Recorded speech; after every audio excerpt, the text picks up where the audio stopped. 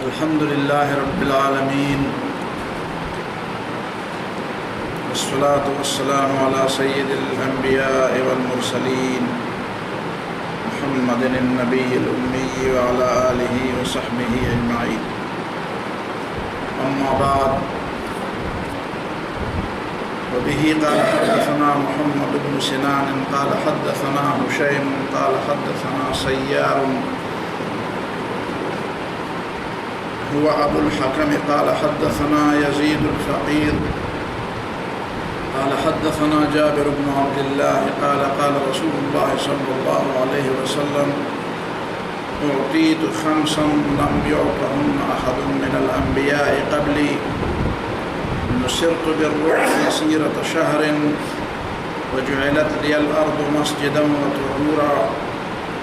وأيما رجل من أمتي أدركته الصلاة فليصلي، وأحلت لي الغنائم، وكان النبي يبعث إلى قومه خاصة، وبعثت إلى الناس كافة، وأعطيت الشفاعة. رواه البخاري. وعن أبي هريرة رضي الله تعالى عنه أن خزاعة قتلوا رجلا من بني ليث عام فتح مكة بقتيل منهم قتلوه، فأخبر بذلك النبي صلى الله عليه وسلم فركب راحلته فخطب فقال: إن الله حبس عن مكة القتلى وقال الفيل، وسلط عليهم رسول الله صلى الله عليه وسلم والمؤمنين، ألا وإنها لم تحل لأحد قبلي ولا تحل لأحد بعدي، ألا وإنها حلت لي ساعة من نهار، ألا وإنها ساعتي هذه حرام، لا يختلى شوكها ولا يعضد شجرها ولا تلتقط ساقطتها إلا لمنشد، فمن قتل فهو بخير النظرين، إما أن يعقل وإما أن يقاد أهل القتيل. فجاء رجل من أهل اليمن فقال: اكتب لي يا رسول الله، فقال: اكتبوا لأبي فلان. فقال رجل من قريش: إلا الإذخر يا رسول الله، فإنا نجعله في بيوتنا وقبورنا. فقال النبي صلى الله عليه وسلم: إلا الإذخر إلا الإذخر. رواه البخاري. جی آج میں 3-4 حدیث آپ کے سامنے اس حوالے سے پیش کر رہا ہوں کہ رسول اللہ صلی اللہ علیہ وسلم کا جو مقام اور منصب ہے، منصب رسالت، اس منصب رسالت میں بہت بڑی بڑی باتیں شامل ہیں۔ رسول اللہ صلی اللہ علیہ وسلم تحلیل اور تحریم بھی کر سکتے ہیں، اور نبی صلی اللہ علیہ وسلم قرآن کی وضاحت اور بیان اور تشریح بھی ان کی ذمہ داری ہے اور ان کا منصب ہے۔ دوسرے علماء بھی قرآن کی تشریح اور تفسیر کرتے ہیں، لیکن پیغمبر کی تفسیر اور بیان اور دوسرے لوگوں کی تفسیر اور بیان میں بہت نمایاں فرق ہے۔ پیغمبر کی تفسیر سند اور دلیل ہوتی ہے اور اس سے اختلاف نہیں کیا جا سکتا، اور غیر پیغمبر کی تفسیر اور تشریح وہ بجائے خود سند اور دلیل نہیں ہوتی، اس سے دوسرے علماء اختلاف کر سکتے ہیں دلیل کی بنیاد پر۔ تحلیل اور تحریم حقیقتاً تو اللہ رب العالمین کا حق ہے، لیکن اللہ رب العالمین نے رسول اللہ صلی اللہ علیہ وسلم کو بھی ایک فریم اور ایک حد کے اندر تحلیل اور تحریم کا حق اور اختیار دیا ہے۔ يحل لهم الطيبات ويحرم عليهم الخبائث وَيَضَعُ عَنْهُمْ إِصْرَهُمْ وَالْأَغْلَالَ الَّتِي كَانَتْ عَلَيْهِمْ۔ یہ دو باتیں اور ان دو باتوں کے ضمن میں کئی اور بھی باتیں، یہ اس لیے بار بار تاکید کے ساتھ اس کا بیان کیا جاتا ہے کہ کچھ لوگ سمجھتے ہیں کہ رسول اللہ صلی اللہ علیہ وسلم صرف ایک نامبر تھے، ایک پیغام رسان تھے، بس انہوں نے اللہ کا ایک پیغام بندوں تک پہنچایا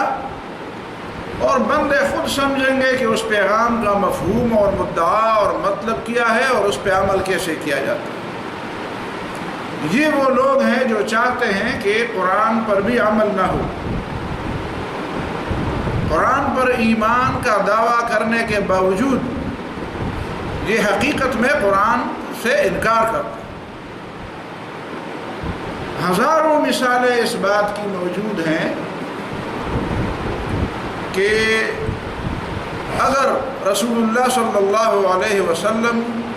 کی شرح، بیان، تفسیر اور وضاحت وہ سند اور دلیل نہ مانا جائے تو قرآن کی کسی آیت پر عمل کرنا ممکن ہی نہیں۔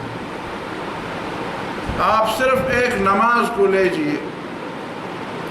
آخر نماز پر ہم عمل کیسے کریں گے اگر ہم رسول اللہ صلی اللہ علیہ وسلم کی ان تشریحات اور ان تفصیلات اور ان بیانات کو نہ مانیں جس میں اوقات نماز کی بات ہے، حالانکہ قرآن مجید میں نہیں ہے،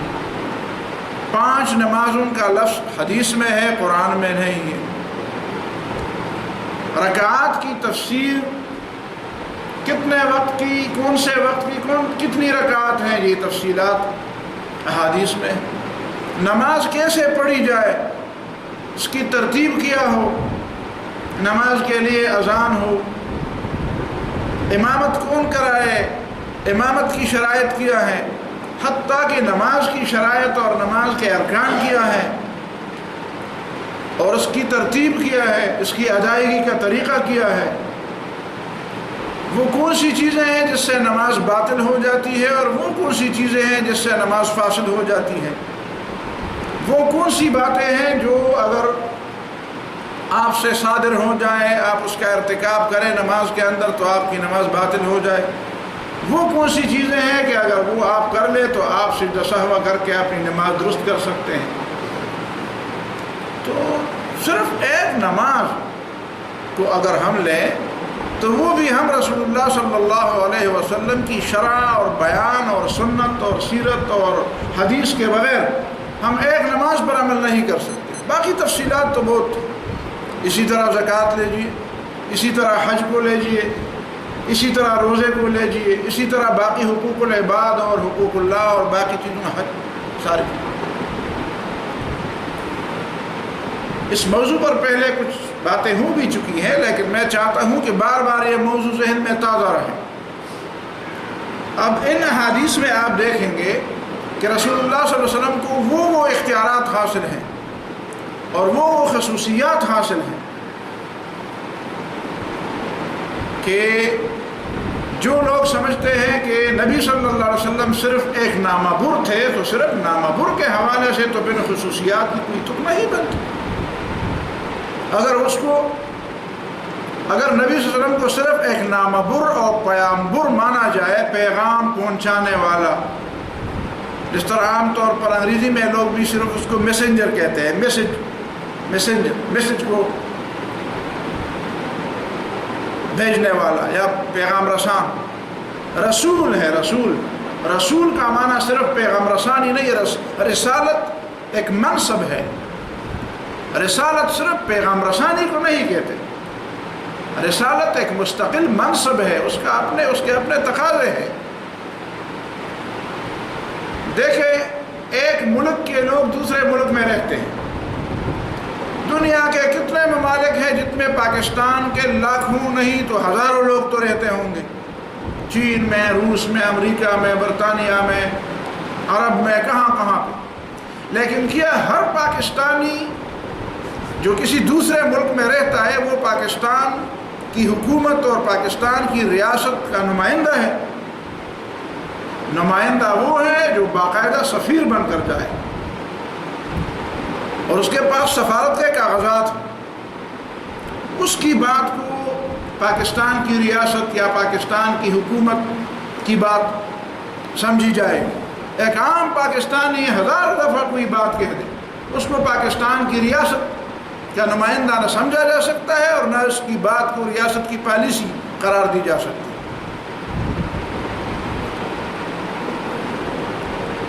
تو یہ احادیث اور اس طرح کی دیگر احادیث، اس میں ہم دیکھتے ہیں رسول اللہ صلی اللہ علیہ وسلم خود استثناء فرماتے ہیں، اپنی طرف سے کسی کو استثناء دیتے ہیں، خود فرماتے ہیں مجھے کچھ خصوصیات دی گئی ہیں۔ اور اس حدیث میں آپ پڑھیں گے نبی صلی اللہ علیہ وسلم ایک چیز کو حرام قرار دے رہے ہیں، مکہ معظمہ کے کسی سبزے کو، کسی درخت کو، حتیٰ کہ کسی کانٹا دار درخت کو بھی نہ کاٹا جائے۔ تو ایک روایت میں تو نام نہیں ہے، لیکن دوسری روایات میں نام ہے کہ حضرت عباس رضی اللہ تعالیٰ عنہ اٹھ کر کھڑے ہوتے ہیں، یا رسول اللہ الا الاذخر، اذخر نامی جو گھاس ہے یا جو ایک خاص پودا ہے، اس کو ہمارے لیے اس کی اجازت ہونی چاہیے، یہ ہمارے لیے ضروری چیز ہے۔ فإنه لقبورنا وبيوتنا، ہم گھروں میں اس کو کام میں لاتے ہیں، ہم اپنی قبروں میں اس کو بچھاتے ہیں۔ اس طرح کچھ چیزیں ایسی ہوتی ہیں چھتوں کے لیے ضروری ہوتی ہے، وہ چیزیں مٹی ڈالنے سے پہلے اس کو ڈالا جاتا ہے۔ جس طرح ہمارے یہاں ایک چیز ہے جس کو کیا کہتے ہیں، سرگڑے، یا اس کو دوسری چیز بھی کہتے ہیں، وہ جو لوخا، اور کچھ ایسی چیزیں ہیں جو پہاڑوں پہ ہوتی ہے،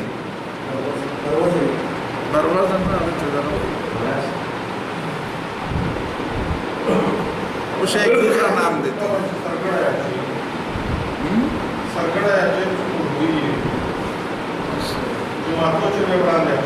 آپ سرگڑے ہوتے ہیں، اس سے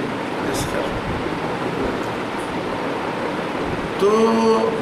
اس طرح کی چیزیں۔ اب نبی صلی اللہ علیہ وسلم فرمائے الا الاذخر، ٹھیک ہے آپ کو استثناء ہے، تو رسول اللہ صلی اللہ علیہ وسلم کو یہ مقام حاصل ہے،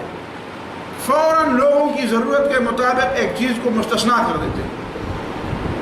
کچھ لوگ سمجھتے ہیں کہ نہیں، نبی صلی اللہ علیہ وسلم صرف وہ استثناء قرار دے سکتے ہیں جو اللہ تعالیٰ سے پوچھ کر وہ بتائے، وحی کا انتظار کرے۔ یقیناً نبی صلی اللہ علیہ وسلم نے کئی چیزوں میں وحی کا انتظار فرمایا، لیکن کئی چیزوں کو رسول اللہ صلی اللہ علیہ وسلم نے ویسے بھی لوگوں کے لیے اس کا استثناء اور اس کی اجازت دی ہے۔ بعد میں اگر اللہ تعالیٰ کی مرضی اس کے مطابق نہ ہوئی تو اللہ تعالیٰ نے اس پر گرفت فرمائی، لیکن اگر اللہ تعالیٰ نے اس پر گرفت نہیں فرمائی تو اس کا معنی ہے کہ اللہ تعالیٰ کی مرضی کے مطابق تھا۔ تو یہ ہے وہ روایات۔ پہلی روایت جابر بن عبداللہ رضی اللہ تعالیٰ عنہ کی ہے کہ قال رسول اللہ صلی اللہ علیہ وسلم، نبی صلی اللہ علیہ وسلم نے فرمایا، اعطیت خمسا لم یعطہن احد من الانبیاء قبلی، مجھے 5 چیزیں ایسی دی گئی ہیں جو مجھ سے پہلے کسی نبی کو نہیں دی گئی۔ اور ایک روایت میں 2 مزید چیزیں بھی ہیں، لیکن اس حدیث میں 5 چیزیں ہیں۔ ظاہر ہے کہ نبی صلی اللہ علیہ وسلم کا علم بھی تدریجی طور پر تھا، پہلے 5 باتوں کا علم دیا گیا، بعد میں مزید باتوں کا بھی علم دیا گیا کہ یہ بھی تمہاری خصوصیات ہیں۔ پہلی بات یہ ہے کہ نصرت بالرعب مسیرۃ شہر، مجھے میری مدد کی گئی ہے دشمنوں کے دل میں میرا رعب ڈال کر، 1 مہینے کی مسافت سے دشمنوں کے دل میں میرا رعب اللہ تعالیٰ نے ڈال دیا ہے، اور اس سے اللہ تعالیٰ میری مدد فرما رہا ہے۔ اس کا مفہوم یہ ہے کہ رسول اللہ صلی اللہ علیہ وسلم ایک بہت بڑی تفصیلی بات فرما رہے ہیں، لیکن دریا کو کوزے میں بند کر رہے ہیں کہ بہت سے لوگ ایسے ہیں کہ جن کے دلوں میں کئی دفعہ خیالات آتے ہیں نبی صلی اللہ علیہ وسلم کے خلاف اور مدینہ منورہ کے خلاف، بڑی بڑی سازشوں کے ارادے ہوتے ہیں، لیکن پھر اللہ تعالیٰ نبی صلی اللہ علیہ وسلم کا رعب ان کے دلوں میں ڈال کر ان کو ان سازشوں سے دور رکھتے ہیں۔ اور آپ حیران ہوں گے ایک ایک جملے میں اور ایک ایک لفظ میں نبی صلی اللہ علیہ وسلم کی زبان سے جو بات نکلتی ہے اس میں ایک معجزہ ہوتا ہے۔ اب یہاں پہ شہر ایک مہینے کی مسافت کی بات نبی صلی اللہ علیہ وسلم کی زبان سے جو نکلی ہے، آپ حیران ہوں گے کہ مدینہ منورہ سے نبی صلی اللہ علیہ وسلم کے اس زمانے کے جتنے بھی مخالف لوگ تھے، چاہے وہ روم ہو، چاہے وہ ایران ہو، چاہے وہ دوسرے لوگ ہوں، وہ مہینے سے زیادہ کی مسافت پر نہیں تھے۔ مہینے سے زیادہ کی مسافت، ویسے تو دنیا بڑی بڑی پڑی ہے، لیکن اس زمانے میں جن لوگوں کے دلوں میں مدینے کے بارے میں کوئی بات آ سکتی تھی، یا جن لوگوں پر مدینے کی ریاست کا براہ راست اثر پڑتا تھا اور وہ نبی صلی اللہ علیہ وسلم کے مخالف تھے، وہ وہی لوگ تھے جو ایک مہینے کی مسافت پر مدینہ منورہ سے وہ پڑے تھے۔ تو نبی نے فرمایا کہ نصرت بالرعب، ان لوگوں کے دلوں میں میرا رعب ڈال دیا گیا۔ اور پھر ایک دوسری خصوصیت اسی کے اندر اور بھی، وہ یہ کہ نبی صلی اللہ علیہ وسلم بیک وقت وہ شخصیت ہیں جو ایک طرف مومنوں اور صحابہ کرام کے دل میں ان کی حد سے زیادہ محبت، وہ ایسی شخصیت ہیں جن کو دیکھ کر یہ سمجھا جاتا ہے کہ یہ وہی شخصیت ہے جس سے صرف محبت کی جاتی ہے، لیکن دوسری طرف دشمنوں کے لیے وہی شخصیت ہے کہ ان کے دلوں میں ان کا رعب ڈالا جاتا ہے۔ بیک وقت ایک شخصیت انتہائی درجہ محبوب ہو اپنے دوستوں کے لیے، اور دشمنوں اور نہ ماننے والوں کے دل میں ان کا سب سے زیادہ رعب ہو، یہ پیغمبر ہی کا خاصہ ہے۔ تو یہ وہ پیغمبرانہ شان ہے جو ایک ایک جملے میں واضح ہے۔ ایک خصوصیت یہ وَجُعِلَتْ لِيَ الْأَرْضُ مَسْجِدًا وَطَهُورًا، اور میرے لیے ساری زمین مسجد بنا دی گئی۔ نبی صلی اللہ علیہ وسلم سے پہلے لوگوں کے لیے، پہلے کی امتوں کے لیے مسجد میں اور ان مقامات اور ان جگہوں میں نمازیں پڑھنے کی اجازت تھی جو نمازوں کے لیے وہ جگہ بنائی گئی تھی، لیکن نبی صلی اللہ علیہ وسلم کے لیے پوری زمین، پوری روئے زمین مسجد بنا دی گئی، وَطَهُورًا، اور پوری روئے زمین صفائی کا ذریعہ بنا دی گئی ہے، تیمم کر کے آپ صاف ہو سکتے ہیں اگر پانی نہ ملے یا پانی کا استعمال ممکن نہ ہو۔ اب پوری روئے زمین مسجد ہے، اس میں اشارہ ہے اس بات کی طرف کہ نبی صلی اللہ علیہ وسلم امام ہے، پوری روئے زمین کے امام ہیں، اور پوری روئے زمین میں صرف مسجد ہی نہیں، اس پوری روئے زمین اگرچہ بظاہر اس میں کاروبار بھی ہوتے ہیں، رہائشیں بھی ہوتی ہیں، بازار بھی ہوتے ہیں، لیکن نبی صلی اللہ علیہ وسلم کے آنے کے بعد اس پوری روئے زمین پر اللہ کی کبریائی کا نظام ہونا چاہیے، اللہ کی حاکمیت کا نظام ہونا چاہیے۔ جس طرح ایک مسجد میں اللہ کو چھوڑ کر کسی اور کی حاکمیت کی بات کوئی بھی نہیں مانے گا، بلکہ آج کل تو لوگ اگر کوئی معمولی سی بات کہتے ہیں یار مسجد ہے، یار مسجد میں اس طرح کی باتیں کرتے ہو،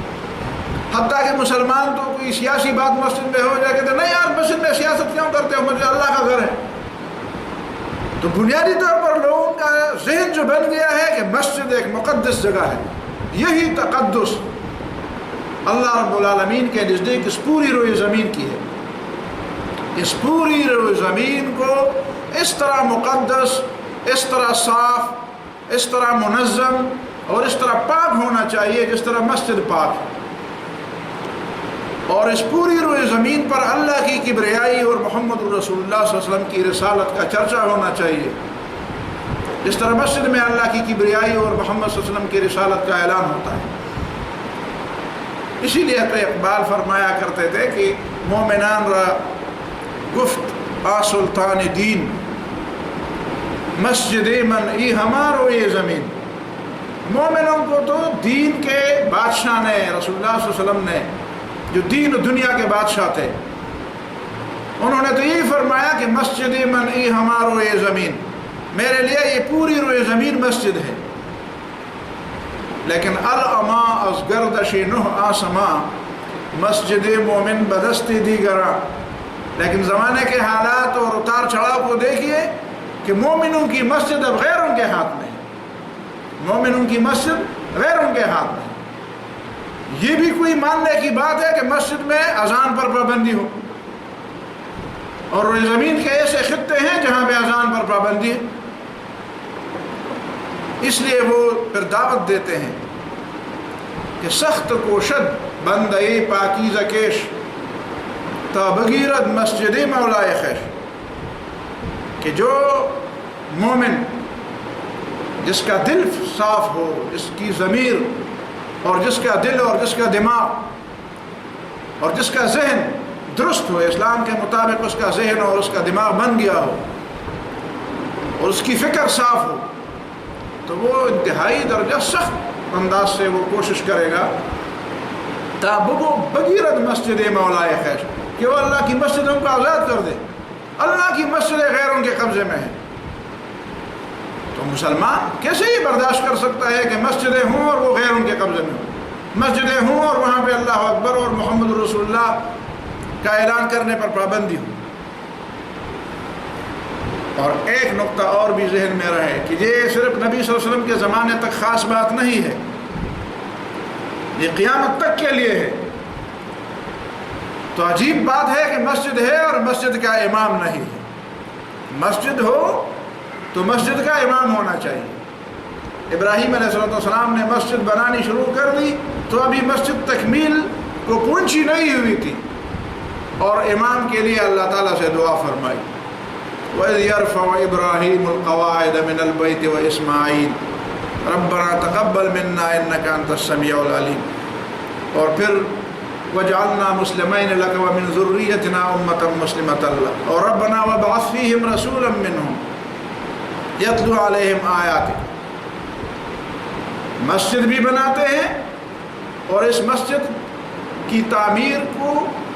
اللہ کے ہاں قبول کرنے کے لیے دعا بھی فرماتے ہیں. پھر کہتے ہیں مسجد کے لیے لوگ بھی ہونی چاہیے جو یہاں پہ مسجد میں نمازیں پڑھیں، یہاں پہ سبق سیکھیں، اور ان کے لیے ایک معلم اور ایک استاد کے لیے بھی دعا کرتے ہیں. تو پوری دنیا یہ روئی زمین مسجد ہے، نبی صلی اللہ علیہ وسلم کی خصوصیت. تو اس مسجد کے لیے معلم ہونا چاہیے اور اس مسجد کے لیے امام ہونا چاہیے. مسلمانوں پر یہ فرض بھی ہے اور قرض بھی ہے کہ اس دنیا کے لیے امام اور مسجد، امام اور معلم کہیں سے ڈھونڈ کے لائیں، چن لے کہیں سے. وَطَهُورًا اور یہ میرے لیے صفائی بھی ہے. لوگ سمجھتے ہیں، پوچھتے ہیں کہ مٹی پر ہاتھ مل کر آپ کیسے صفائی حاصل کر سکتے ہیں؟ لیکن اسلام انسان اور مسلمان کے ذہن میں صفائی اور غیر صفائی کی حالت کے درمیان ایک لکیر کھینچنا چاہتا ہے. ایسا نہیں کہ آپ کو کہا جائے کہ چلو آپ پانی نہیں استعمال کر سکتے یا پانی موجود نہیں ہے تو آپ ویسے ہی اللہ اکبر کہہ دیں. ورنہ اگر اس طرح ہوتا تو ہم مسلمان کے ذہن سے صفائی اور غیر صفائی کی حالت کا امتیاز ہی مٹ جاتا. اسی امتیاز اور اسی فرق کو اللہ تعالیٰ برقرار رکھنا چاہتا ہے کہ ویسے نہیں کہ بس آپ کو پانی نہیں مل سکتا تو آپ ویسے کھڑے ہو جائیں. ویسے کھڑے ہو جائیں تو پھر آپ کے ذہن میں یہ ہمیشہ یہ بات ہوگی کیسے میں کھڑا ہوں، کیسے. پھر آپ کے ذہن میں یہ ہوا کہ بغیر وضو کے اور بغیر طہارت کے بھی نماز ہو سکتی ہے. لیکن فرمائے نہیں، مٹی پر ہاتھ رکھو، پھیرو اپنے چہرے پر اور اپنے ہاتھوں پر، تاکہ تمہارے اندر یہ احساس زندہ ہو کہ نہیں صفائی کی حالت اور غیر صفائی کی حالت میں فرق ہے، اور یہ احساس زندہ رہے اور صفائی کا تصور بھی زندہ رہے. وَجُعِلَتْ لِيَ الْأَرْضُ مَسْجِدًا وَطَهُورًا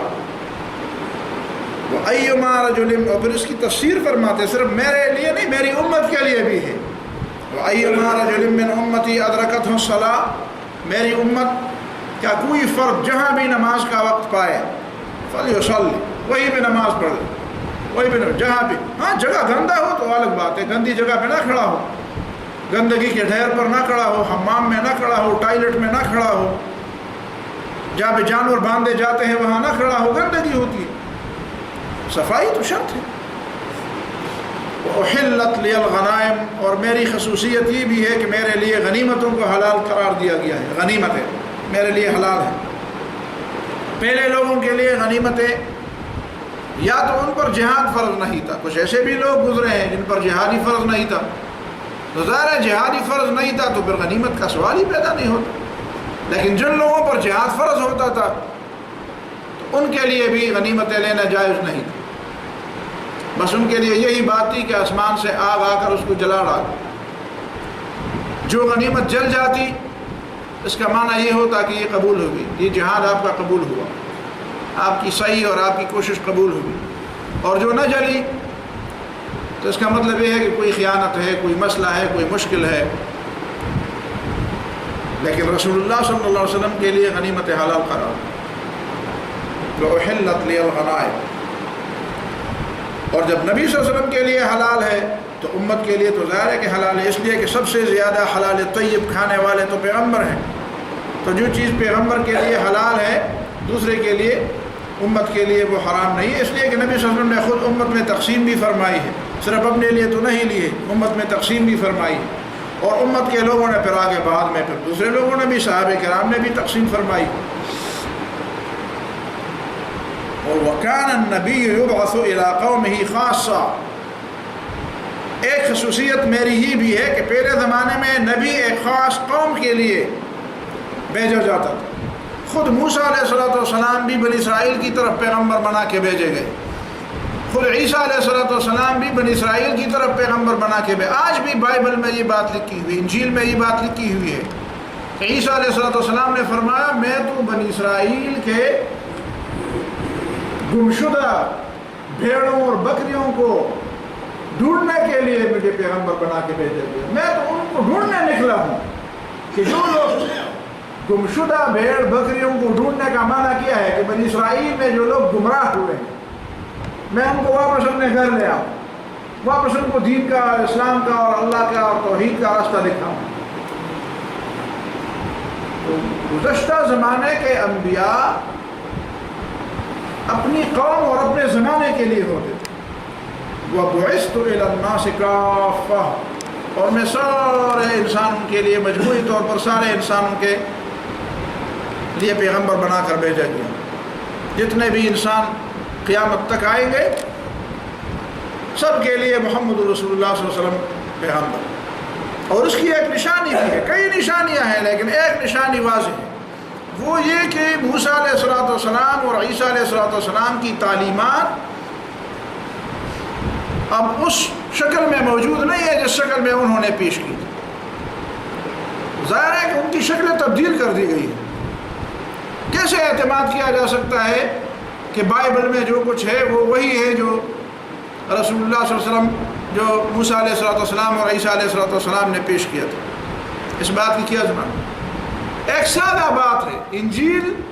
ایک کتاب تھی جو عیسیٰ علیہ السلام پر اتری تھی، آج اس کی 4 کتابیں بن گئی ہیں۔ یہ کیسی بات ہو؟ پیغمبر پر جو اتری تھی عیسیٰ علیہ السلام پر وہ تو ایک کتاب تھی، اب ایک کی 4 کیسے بن گئی؟ اور ان 4 میں بھی اختلاف، ان 4 کے کئی نسخوں میں ہزاروں نسخوں میں ہزاروں لاکھوں اختلافات۔ کیا معلوم کون سا نسخہ درست ہے اور کون سا نسخہ غلط ہے؟ اور دوسری دلیل اس کی یہ بھی ہے کہ جن زبانوں میں وہ کتابیں اتری تھیں ان زبانوں میں آج وہ کتابیں موجود نہیں۔ وہ زبانیں موجود ہیں لیکن اس زبانوں میں وہ کتابیں موجود نہیں، اور کبھی تو وہ زبانیں بھی بگڑ چکی ہیں، لیکن اس زبانوں میں وہ کتاب، اس کتاب کا ایک نسخہ بھی پوری دنیا میں، نہ سریانی زبان میں اور نہ عبرانی زبان میں، نہ تورات کا نسخہ اور نہ انجیل کا نسخہ۔ زیادہ سے زیادہ قدیم نسخہ انجیل کا وہ یونانی زبان میں ہے جو ویٹیکن میں محفوظ ہے۔ حالانکہ عیسیٰ علیہ السلام یونانی زبان میں بات نہیں کرتے تھے اور نہ ان کی زبان یونانی تھی۔ یقیناً یونانیوں کی وہاں پہ حکومت تھی، رومیوں کی حکومت تھی، شاید یونانی زبان بولتے ہوں، رومیوں کی حکومت تھی، لیکن یونانی زبان میں تو ظاہر ہے کہ اس کا ترجمہ ہوا ہے۔ اب ترجمے کے ساتھ اگر اس کا متن نہ ہو تو کیسے سمجھا جا سکتا ہے کہ ترجمہ ٹھیک ہے کہ غلط ہے؟ آج کوئی کسی سرٹیفکیٹ کا ترجمہ کر کے آپ کے سامنے پیش کر دے اور اصل کے بغیر آپ کو کہے کہ اس پہ دستخط کر دے، اس کی تصدیق کر دے کہ یہ ترجمہ درست ہے، تو کسی کا دماغ خراب ہوگا کہ اس کی تصدیق کرے گا اصل متن کو دیکھے بغیر۔ لیکن جو لوگ اس کو سمجھتے ہیں کہ نہیں منوان یہی چیز وہی ہے جو اللہ نے اتاری تھی عیسیٰ علیہ السلام پر، اور منوان یہ تورات وہی ہے جو موسیٰ علیہ السلام پر اتری تھی، اور اصل متن کو دیکھے بغیر، تو یہ کیسے مانا جا سکتا؟ قرآن نے تو اشارہ دے دیا تھا انا انزلنا التوراۃ فیہا حکم اللہ، فیہا حکم اللہ، اور یہ بات آج تک ہے کہ یہ جو تورات تمہارے پاس ہے اس میں کچھ چیزیں اللہ تعالیٰ کی آیات ہیں، فیہا حکم اللہ۔ لیکن اس کے بعد نبی صلی اللہ علیہ وسلم کے زمانے اور ہمارے زمانے تک چلتے چلتے یہاں اس زمانے تک آتے آتے اس میں مزید کئی تحریفیں ہو چکی ہیں، اور وہ تحریف سے محفوظ نہیں۔ اور قرآن مجید بالکل عین اسی شکل میں، اور پچھلے دنوں تو آپ کو معلوم ہو چکا ہوگا کہ برطانیہ میں ایک طالب علم نے برمنگھم یونیورسٹی کی لائبریری میں کچھ چیزیں ڈھونڈی تھی، اچانک اس کے ہاتھ ایک نسخہ لگ گیا، اور اس نسخے کو جا کر وہاں پہ اس کا جو ٹیسٹ قرار کیا گیا، جو فارنسک ٹیسٹ کہتے ہیں اس کو، تو اس میں پتہ چلا کہ یہ 1400 سال پرانا ہے، اور چلتے چلتے تقریباً انہوں نے 2-3 سال کے درمیان کا وقفہ بتایا کہ یہ اور یہ جو حضرت عثمان رضی اللہ تعالیٰ عنہ کا دور خلافت ہے، عین حضرت عثمان رضی اللہ عنہ کے دور خلافت کا انہوں نے قرار دیا، شک و شبہ سے بالا تر۔ پتہ چلا کہ یہ وہی اس کے نسخے کے پہلے بھی اس کے نسخے موجود ہیں، روس میں بھی اس کا ایک نسخہ ہے، ترکیہ میں بھی اس کا ایک نسخہ ہے، مصر میں بھی ایک ہے، اور اب یہ ایک بھی نسخہ دریافت ہوا، اسی لغت میں ہے، اسی رسم الخط میں وہی آیات ہے، ایک آیت اور ایک لفظ کا فرق نہیں، اور نہ زبان کا فرق ہے، اور نہ زبان میں کوئی تبدیلی آئی۔ وَكَانَ النَّبِيُّ يُبْعَثُ إِلَىٰ قَوْمِهِ، تو اس زمانے کے ہر نبی اپنی قوم کی طرف، انہوں نے یا قوم یا قوم یا قوم یا قوم، نبی صلی اللہ علیہ وسلم نے فرمایا ایھا الناس یا ایھا الناس انی رسول اللہ الیکم جمیعا، نبی نے فرمایا نہیں فرمایا یا قوم، صرف اپنی قوم کی بات نہیں کی، قوم کی باتیں آ رہی ہیں درمیان میں، اس لیے کہ مخاطب براہ راست قوم تھے، لیکن خطاب عام تھا، یا ایھا الناس اعبدوا ربکم الذی خلقکم۔ موسیٰ علیہ السلام نے یا ایھا الناس نہیں فرمایا، عیسیٰ علیہ السلام نے یا ایھا الناس نہیں فرمایا، انہوں نے یا بنی اسرائیل فرمایا، وہ بنی اسرائیل کی طرف پیغمبر تھے، نبی صلی اللہ علیہ وسلم پوری انسانیت کی طرف پیغمبر۔ اور پھر ایک خصوصیت یہ بھی ہے وَأُعْطِيتُ الشَّفَاعَةَ، اور مجھے شفاعت بھی دی گئی ہے، شفاعت سفارش، اللہ کے اذن سے ہے سفارش، لیکن آپ کہیں گے کہ سفارش تو باقی انبیاء بھی فرمائیں گے، تو نبی صلی اللہ علیہ وسلم کی شفاعت اور باقی انبیاء اور باقی لوگوں کی شفاعت میں فرق ہے۔ ایک فرق تو یہ ہے کہ الشفاعہ سے مراد ہے شفاعت کبریٰ، شفاعت کبریٰ جس کو مقام محمود یا وسیلہ کہتے ہیں۔ ہم اذان کے بعد نبی صلی اللہ علیہ وسلم کے لیے وسیلہ اور مقام محمود کی دعا فرما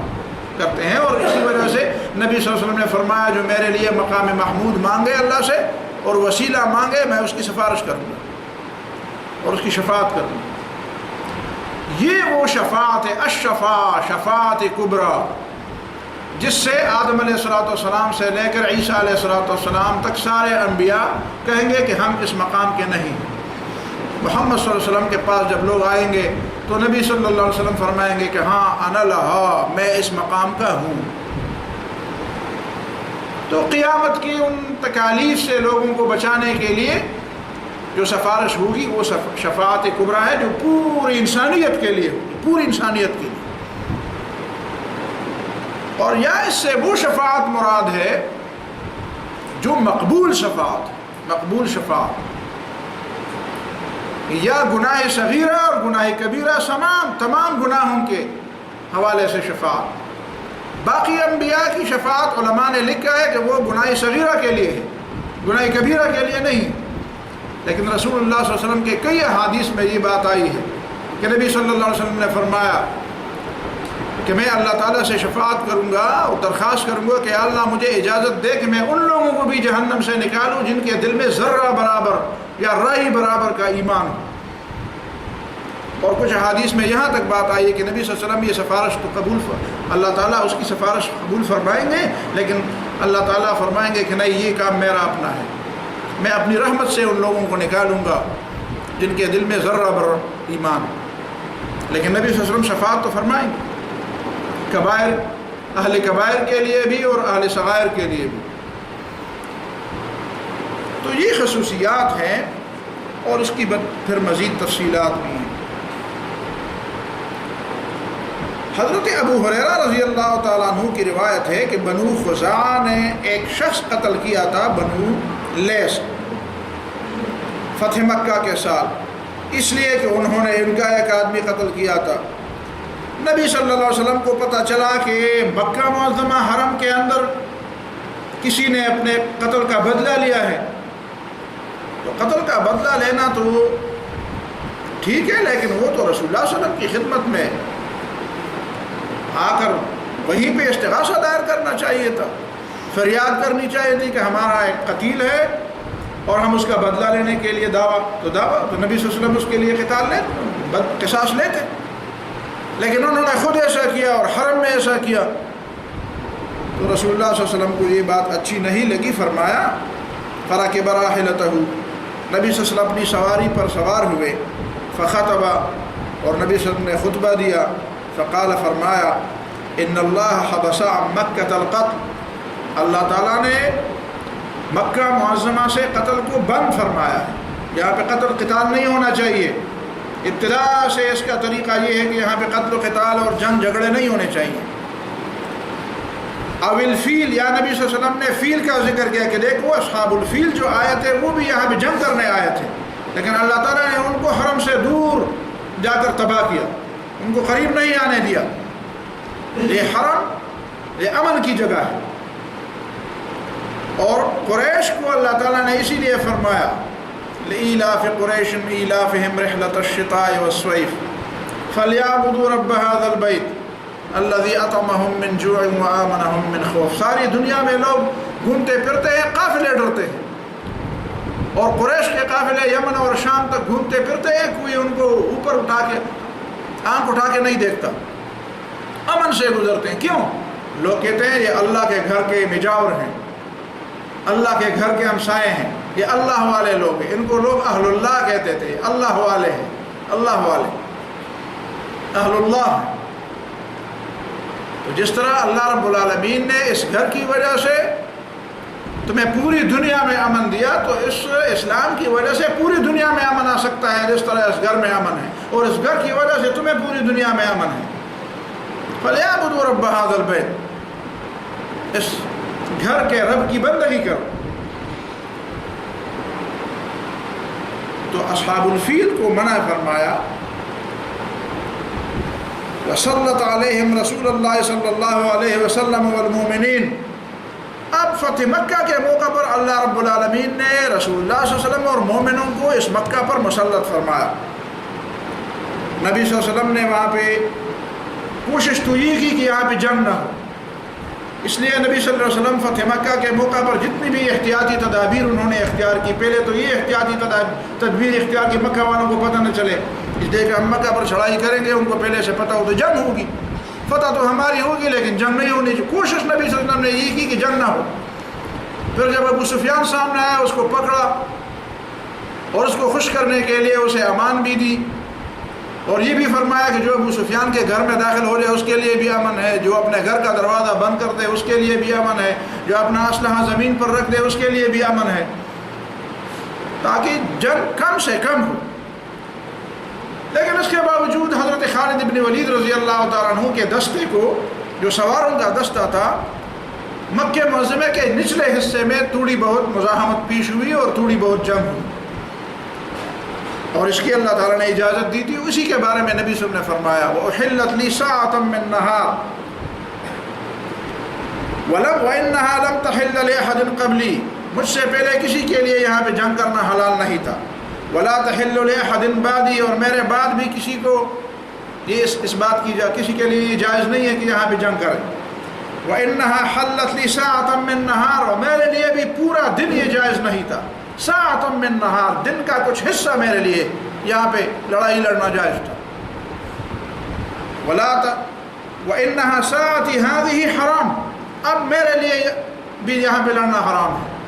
حرم کا اتنا بڑا مقام ہے کہ اس ایک ساتھ دن کا ایک حصہ میرے لیے اجازت تھی، اب میرے لیے بھی وہ اجازت نہیں۔ لا یختلی شوکھا، اس حرم کا مقام یہ ہے کہ یہاں پہ کانٹے دار درختوں کو بھی نہ کاٹا جائے، چاہے کانٹے دار درخت ہو اس کو بھی نہ کاٹا جائے۔ ولا یعضد شجرها، اور اس کے کسی بھی درخت کو نہ کاٹا جائے۔ ولا تلتقط ساقطتها الا لمنشد، اور یہاں کی گری پڑی چیز ملے تو اس کو نہ اٹھایا جائے سوائے اس شخص کے اس کو اٹھائے جو اس کا مالک ڈھونڈنے کے نیت سے اس کو اٹھائے، کہ میں اس کا مالک کو ڈھونڈوں گا۔ ایسا نہ ہو کہ گری پڑی چیز پڑی رہے، دارالامن ہے جہاں پہ کوئی چیز پڑی ہے وہ مالک خود آ کر وہاں پہ ڈھونڈ لے گا۔ اگر تم اٹھانا چاہتے ہو تو اس انداز سے اور اس شرط سے اٹھاؤ کہ تم اس کا مالک ڈھونڈ لو۔ آج کل تو وہاں پہ انہوں نے اس کے لیے ایک باقاعدہ ونڈو کھول دیا ہے، وہاں پہ گری پڑی چیزیں آپ لا کے رکھتے ہیں اور وہاں پہ اعلانات بھی ہوتے ہیں، پھر لوگ وہاں پہ آ کر اپنی چیزیں لے بھی جاتے ہیں۔ تو پھر فرمایا فمن قتل فهو بخیر النظرین، جس کا کوئی شخص قتل ہوا اس کو دو باتوں میں اختیار ہے، اما ان یوقل، یا تو دیت لے لے، و اما ان یقاد اہل القتیل، یا وہ مقتول سے اپنے قتال کا قصاص اور بدلہ لے لے، لیکن بدلہ ظاہر ہے کہ اسلامی حکومت دے گا۔ فجاء رجل من اہل الیمن فقال اکتب لی یا رسول اللہ، یمن سے ایک شخص آیا اور اس نے کہا اے اللہ کے رسول، زبردست خطبہ تھا یہ، خطبہ حجۃ الوداع کے بارے میں اس کا ایک حصہ، کہ اللہ کے رسول ایک بہترین خطبہ تھا، یہ میرے لیے لکھا جائے۔ دوسری روایات میں اس شخص کا نام ہے ابو شاہ یمن کا۔ فقال اکتبوا لابی فلان، نبی نے فرمایا ابو شاہ کے لیے لکھو، تو نبی صلی اللہ علیہ وسلم کی نگرانی میں اس کے لیے خطبہ لکھا گیا کہ لکھ کر جا کر اپنے علاقے میں لے جاؤ۔ فقال رجل من قریش، جب نبی نے فرمایا یہاں کا کوئی سبزہ، کوئی درخت نہ کاٹا جائے، کوئی گھاس نہ کاٹی جائے، تو ایک شخص اٹھ کھڑا ہوا، اور دوسری روایات میں ہے کہ وہ حضرت عباس رضی اللہ تعالیٰ عنہ تھے، تو انہوں نے کہا الا الاذخر یا رسول اللہ فإنا نجعله فی بیوتنا وقبورنا، اے اللہ کے رسول اذخر کی اجازت دیجیے، اذخر۔ تو نبی صلی اللہ علیہ وسلم نے اجازت دی، اس لیے کہ ہم اس کو اپنے گھروں میں اور اپنے قبروں میں بچھاتے ہیں، گھروں میں غڑاس کے جو تو پختو کے اولس جو شعر ہے نا غڑاس کے، تو شاید اذخر اس کو کہتے ہیں، پتہ نہیں اردو میں مجھے اس کا نام نہیں معلوم، اس کو کیا کہتے ہیں، اس کو چھتوں پر بھی بچھاتے ہیں جہاں پہ مٹی یا پاک اس کا خطرہ ہو تو اس کے لیے وہ سوراخیں بند کرنے کے لیے بھی اس کو بچھاتے ہیں۔ الا الاذخر، فقال النبی صلی اللہ علیہ وسلم الا الاذخر الا الاذخر، بس ٹھیک ہے اذخر کی اجازت ہے۔ اب نبی صلی اللہ علیہ وسلم کی خصوصیت ہے یہ۔ پچھلی حدیث میں خصوصیت کی دو باتیں اور بھی تھیں کہ وَأُعْطِيتُ جَوَامِعَ الْكَلِمِ، مجھے ایسی باتیں بتائی گئی ہے جو جوامع الکلم ہے، جن کے الفاظ کم ہیں اور جن کا معنی بہت زیادہ ہے۔ اب نبی صلی اللہ علیہ وسلم کی جو احادیث ہے اس میں آپ دیکھیں یہ تشریح کی ضروریات ہمیں کیا پڑتی ہے، اس میں بڑی بڑی باتیں ہوتی ہیں، ابھی جو میں نے 2-3 اشارے کی۔ جوامع الکلم، ایسی باتیں مجھے بتائی گئی ہے کہ جن کے الفاظ کم ہیں لیکن جن میں مفہوم زیادہ سما سکتا ہے۔ اور ایک خصوصیت یہ بھی ہے کہ وَخُتِمَ بِيَ النَّبِيُّونَ، مجھ پر نبوت کو ختم کیا گیا ہے، ختم نبوت کو ختم، یہ عقیدہ ہے، لیکن ہمارا المیہ یہ ہے کہ ہمارے جو لوگ وہاں پہ پاکستان کے سفیر بن کر باہر کی دنیا میں جاتے ہیں وہ اسی ملک کے سفیر تنخواہ ہم سے لیتے ہیں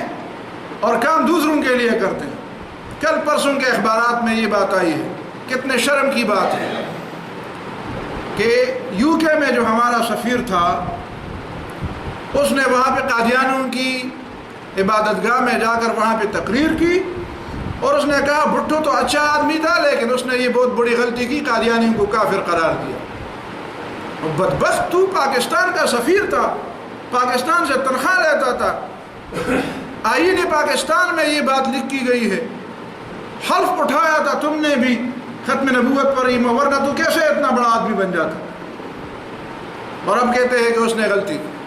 جو غلطی ہے اس کو غلطی نہیں کہتے، جو غلطی نہیں ہے اس کو غلطی کہتے ہیں۔ تو ہم حیران ہیں کہ یہ لوگ نہ پاکستانی ہیں، نہ مسلمان ہیں، نہ آئین کو مانتے ہیں، نہ اسلام کو مفادات۔ یہ تو مسلمانوں کا عقیدہ ہے، تم نہ پاکستانی ہو نہ مسلمان ہو۔ چاہیے تو یہ کہ اس کو پکڑ کر کے اس کی سارے جو مراعات اس نے لیے ہیں ان کو واپس کیا جائے اور اس کو لٹکایا جائے۔ ماشاءاللہ لٹکانے والے تو اب بیدار ہوئے ہیں اور بہت سوں کو لٹکا رہے ہیں، تو کسی کو بھی لٹکانا چاہیے۔ تم کس کھاتے میں جا کر وہاں پہ سفیر بنے تھے؟ تمہارا تو ختم نبوت پر ایمان ہی نہیں ہے، تم نے تو اپنے عقیدے کو چھپایا تھا۔ ایسے لوگ آج بھی مسلمان پاکستان کے اندر موجود ہیں، عقیدہ تو ان کا کفر کا ہے، لیکن آپ تو کہہ رہے کہ شناختی کارڈ میں اور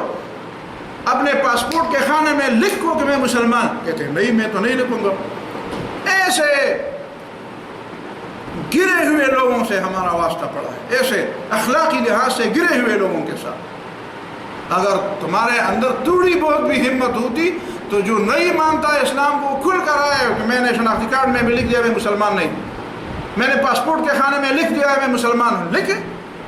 پاسپورٹ کے خانے میں لکھنے کی نوبت آئے تو اپنے آپ کو مسلمان کہہ دے،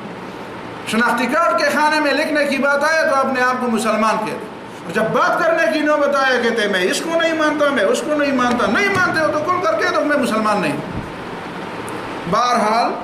یہ خصوصیات تھی اور کچھ بعد میں دوسری احادیث میں انشاءاللہ بیان ہوں گی۔ وصلی اللہ تعالی علی خیر خلقہ محمد و آلہ وصحبہ۔ ہمارے دوست کرامت خان صاحب کی